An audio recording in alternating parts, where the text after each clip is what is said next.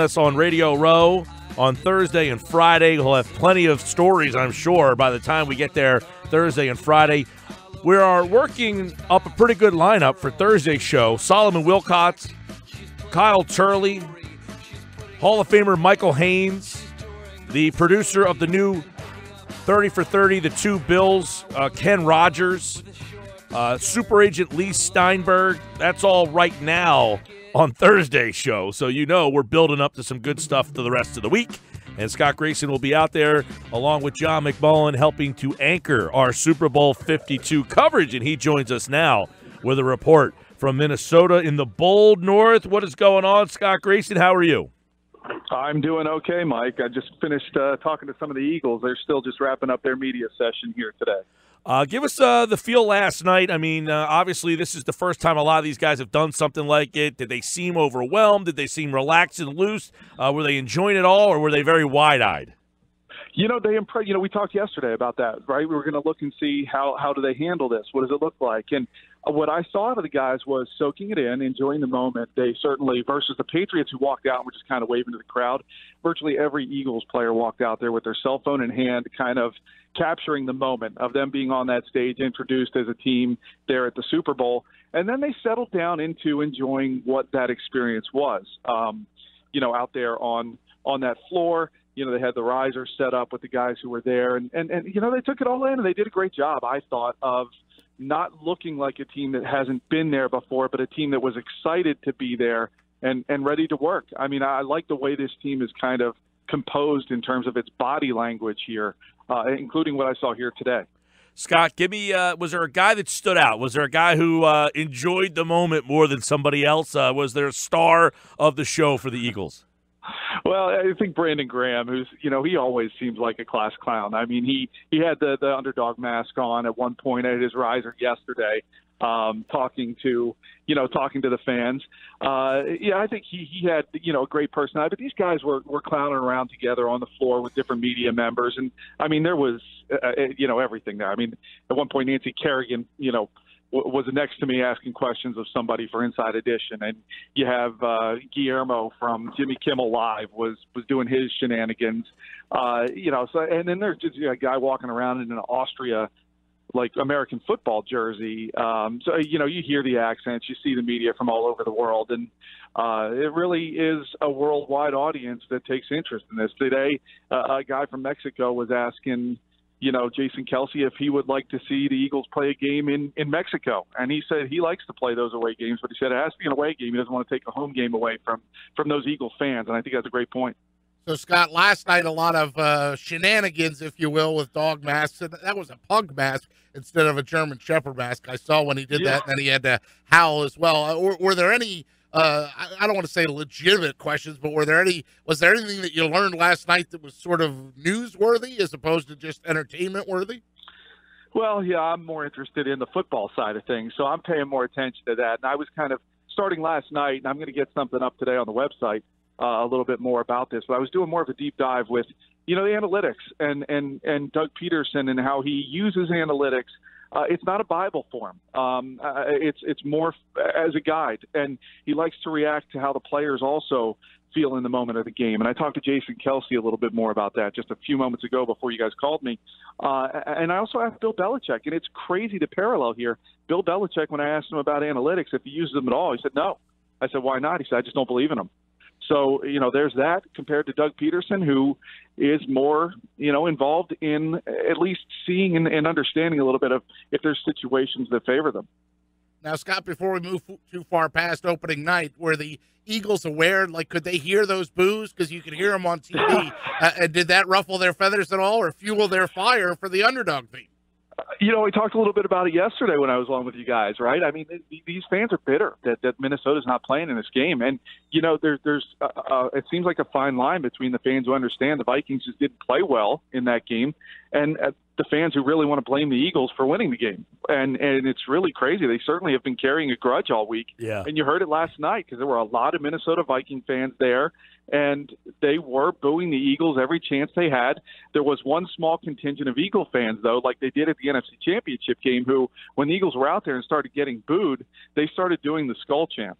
And it was hilarious. And the players saw it. They liked it. They enjoyed it. Several of them were pointing over in their direction to show their appreciation. And here's another thing that was interesting. Afterwards, the Patriots, who've been here before, done their thing. After they were done their session, they just kind of headed towards their bus and they were gone.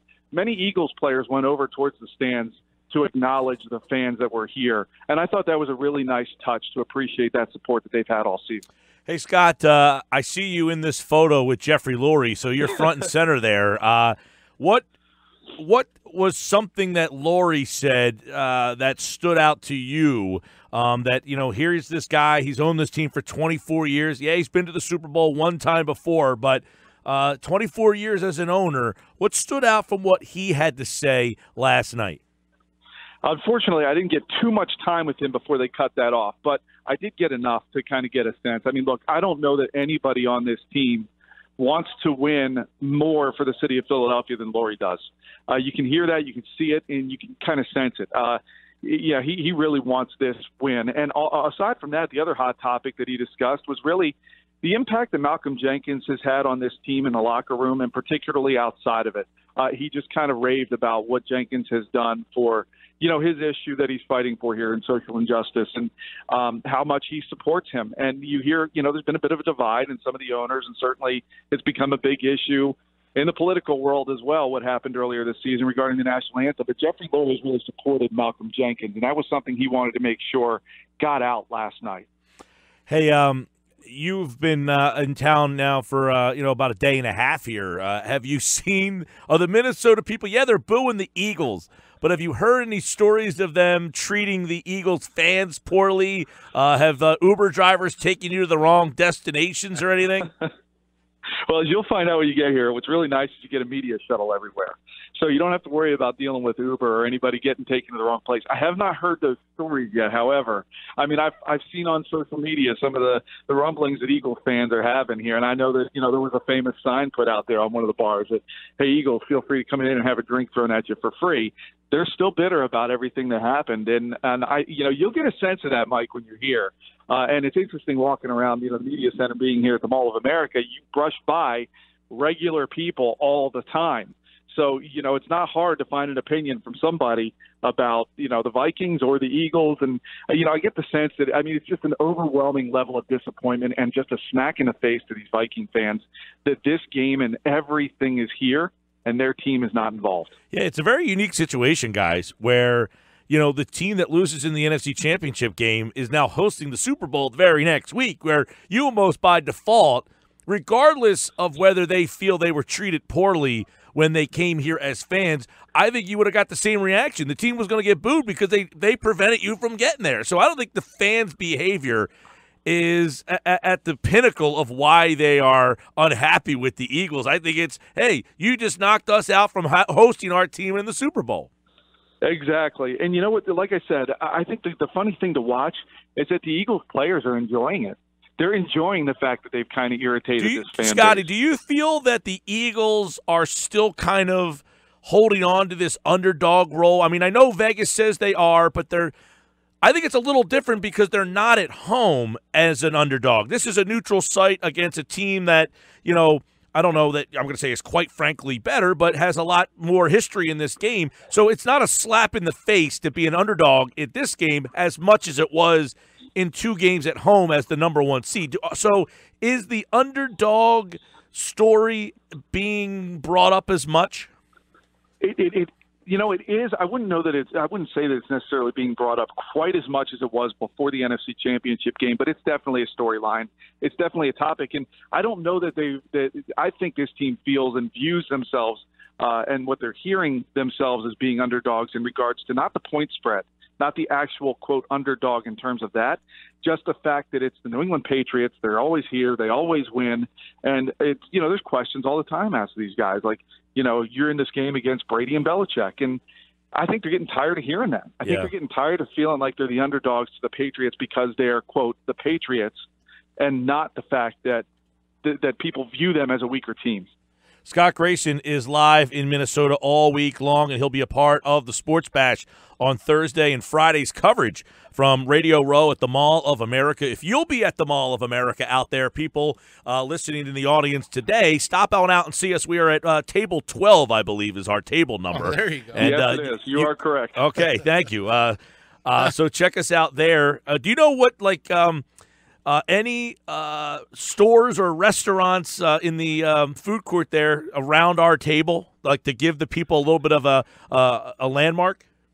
The Shake Shack is there. Oh, the Shake Shack! I told you, PT. Oh yeah. There's a Chick-fil-A nearby. Oh.